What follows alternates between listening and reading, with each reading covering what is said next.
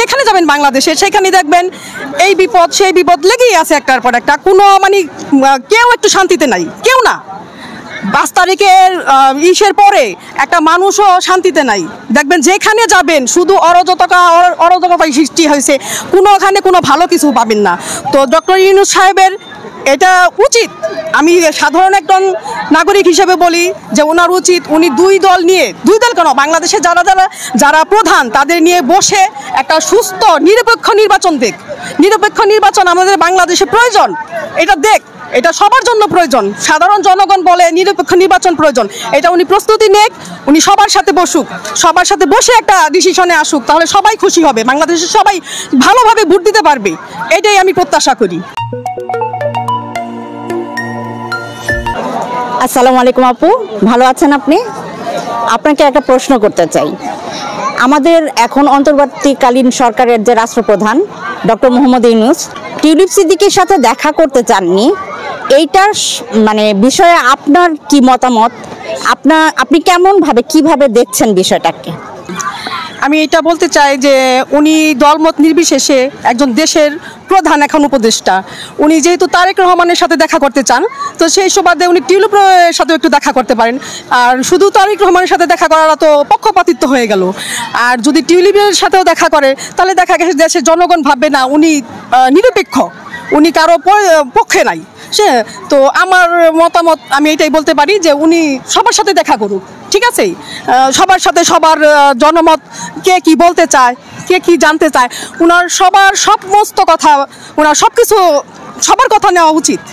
যেহেতু উনি একজন দেশের প্রধান, তো দেশ প্রধান হিসেবে উনি সবার মতামত জানবে, এটাই আমার চাওয়া। আচ্ছা, আরেকটা প্রশ্ন জানতে চাচ্ছি। এই যে ডক্টর ইউনূস এখন লন্ডনে আছেন, তারেক রহমানের সাথে উনি সাক্ষাৎ করেছেন, আজকে ওনাদের বৈঠকও হয়েছে 1 to 1, তো এই বিষয়ে আপনার মতামতটা কি?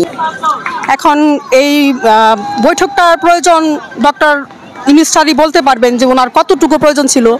আর উনি একজন দেশ প্রধান, উনি টিউলিপ ম্যামের সাথে বৈঠক করলেন না, তারেক রহমানের সাথে বৈঠক করলেন, ঠিক আছে, বৈঠক করছেন, ঠিক আছে, কিন্তু নির্বাচন ওনারা দিতে চাইতেছেন আগামী বছর। নির্বাচনটা যে সে দিবে, কিভাবে দিবে? নির্বাচন করতে হলে তো 1.5 বছর সময় লাগে যায়।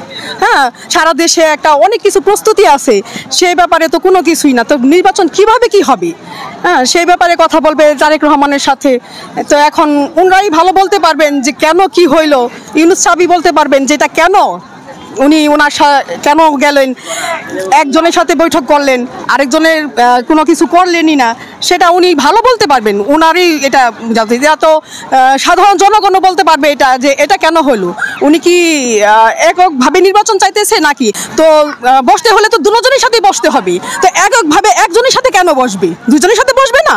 তো উনি রাষ্ট্রপ্রধান হিসাবে তো ওনার দুজনের সাথে বসা উচিত ছিল, একজনের সাথে উনি কেন বসবে? এটা হলো আমার কথা।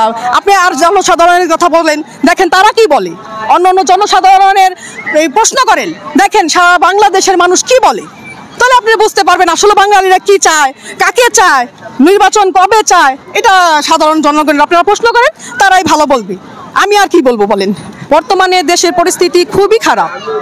আপনি দেখেন মানে যেখানে যাবেন বাংলাদেশে সেখানে দেখবেন এই বিপদ সেই বিপদ লেগেই আছে একটার পর একটা। কোনো মানে কেউ একটু শান্তিতে নাই, কেউ না। 5 তারিখের ইসের পরে একটা মানুষও শান্তিতে নাই। দেখবেন যেখানে যাবেন শুধু অরাজকতাই সৃষ্টি হয়েছে, কোনোখানে কোনো ভালো কিছু পাবেন না। তো ডক্টর ইউনূস সাহেবের এটা উচিত, আমি সাধারণ একজন নাগরিক হিসেবে বলি যে ওনার উচিত বাংলাদেশে যারা প্রধান তাদের নিয়ে বসে একটা সুস্থ নিরপেক্ষ নির্বাচন দেখ। নিরপেক্ষ নির্বাচন আমাদের বাংলাদেশে প্রয়োজন, এটা সবার জন্য প্রয়োজন। সাধারণ জনগণ বলে নিরপেক্ষ নির্বাচন প্রয়োজন, এটা উনি প্রস্তুতি নেক, উনি সবার সাথে বসে একটা ডিসিশনে আসুক, তাহলে সবাই খুশি হবে, বাংলাদেশের সবাই ভালোভাবে ভোট দিতে পারবে, এটাই আমি প্রত্যাশা করি।